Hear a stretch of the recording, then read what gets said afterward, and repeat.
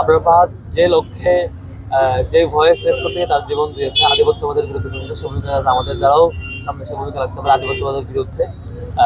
সেই দোয়া আল্লাহর কাছে কামনা করছি। এবং আজকে যারা আমাকে অনুপ্রাণিত করতে এবং আগামীর যে লম্বা লড়াই, সেই ফাইটে আমাকে আরো বেশি উৎসাহিত করতে, অনুপ্রাণিত করতে, সেই লড়াইয়ে সক্ষমভাবে ভূমিকা রাখতে অনুপ্রেরণা জুগিয়েছেন, আজকে ওয়েলকাম করছি। তাদের প্রতি ধন্যবাদ জানাচ্ছি। রাঙ্গামাটিবাসী, রাঙ্গামাটি আমার এখানে সামগ্রিকভাবে বেড়ে ওঠা, এখানকার মানুষেরা, এখানকার মানে কি পরিমাণ ফাইটের মধ্য দিয়ে, বঞ্চিত হওয়ার মধ্য দিয়ে এখানে বেড়ে উঠতে হয়। এখানকার স্কুল, পড়াশোনা, বেড়ে ওঠা, খাবারের ফ্যাসিলিটি, মেডিকেল ফ্যাসিলিটি, সামগ্রিক দিক থেকে সবচেয়ে পিছিয়ে পড়া একটা এলাকা অন্যতম। সেখানে বেড়ে উঠে পড়াশোনা করে আবার ঢাকায় গিয়ে অভ্যস্ত হয়ে ওঠা, অ্যাডজাস্ট হয়ে ওঠা, পুরোটা একটা লম্বা ফাইট ছিল। এই মানুষেরাই আমাদের সামর্থ্য যাত্রী ছিল। আশা করবো এখানে আরও মানুষ, আমাদের দায়িত্ব হচ্ছে আরও এটাকে ডেভেলপ করা, গভর্নমেন্টকে কোঅপারেট করে এই জায়গায় নিয়ে যাওয়া। এটা জাস্ট একটা হয়তো তাৎক্ষণিক ওয়েলকাম ছিল। এটা আমাকে শক্তি যোগাবে, অনুপ্রেরণা যোগাবে সামগ্রিক পথে। এবং আমার কাছে মনে হয় এই ভাইদের ভালোবাসাটা আমার জন্য আরো বড় বেশি বার্ডেনও দিবে, যে আমাকে আরো অনেক বেশি ভালোভাবে কাজ করা, এই বার্ডেন, এই ভালোবাসার জায়গাটা নিজের মধ্যে ধারণ করতে পারাটা আমার জন্য হচ্ছে সবাইকে শুভকামনা করছি।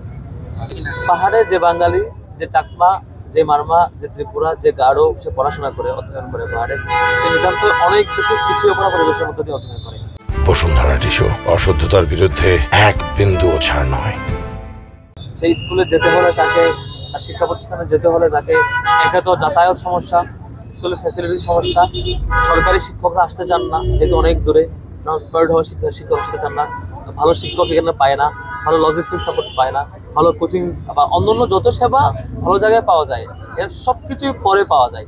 ইভেন কিছু কিছু এলাকা আছে ইন্টারনেটও পাওয়া যায় না, সেখানে যে সে অনলাইনে সাপোর্ট নেবে সেটাও নাই। অসুস্থ হলে ভালো হেলথ মানে মেডিকেল সাপোর্ট নেই। সব কিছু মিলে খাবারের যে অভাব, সেটা খুব সিরিয়াসলি ফিল করা যায় বিভিন্ন জায়গায় গেলে। একটা শিক্ষার্থী তার পুরো যাত্রাটা, মানে ইভেন সে খেলবে, দেখবে একটা মাঠও নাই, একটা ভালো পরিবেশও নাই, সবকিছুতে সে এমনভাবে বেড়ে ওঠে। একটা শিক্ষার্থী তার যে পরিবেশ পাওয়ার কথা কোনোটাই সে পাহাড়ে পায় না।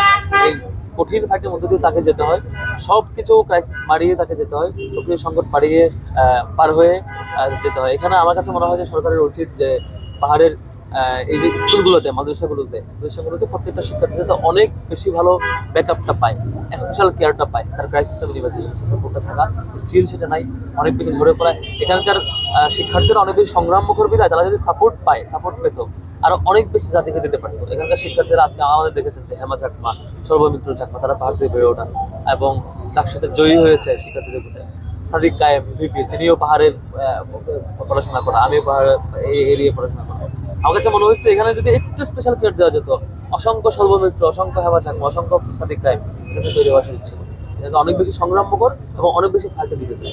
তো এই জায়গায় আমাদের আরো অনেক বেশি আমি সৌভাগ্যবান যে ছাত্র শিবিরের সুবাদে এবং এলাকার আরো কিছু বড় ভাইদের সুবাদে কিছু সাপোর্ট আমরা হয়তো কিছু ব্যাকআপ পেয়েছিলাম, যেখানে যেটা পেতাম না সেটা আমরা ব্যাকআপ দিতে পারতাম, কিছুটা নিজে থেকে গ্রোমিং আওতায় নিয়ে আসতে পেরেছি। অলমোস্ট একটা বড় সংখ্যক শিক্ষার্থী কোনো ধরনের মানে এই সাপোর্টটা পায় না। ভারতের শিক্ষার্থীরা আমার মনে হয় যে তারাও এগিয়ে আসলে এবং সামগ্রিকভাবে আমরা যারা আমার অন্য ফেসিলিটি পেয়েছি আমরা এগিয়ে আসলে শিক্ষার্থীরা এগিয়ে যাবে, আর এই শিক্ষার্থীরা এগিয়ে গেলে রাষ্ট্র দিন শেষে এগিয়ে যাবে। বাংলাদেশের 10 ভাগের 1 ভাগ এই এলাকা, এখানকার শিক্ষার্থীরা একটা রত্নগুলো আমরা কুড়িয়ে নিতে পারলে, তাদেরকে সাপোর্ট দিতে পারলে তারা একটা দেশ গড়ার পথে অগ্রগতি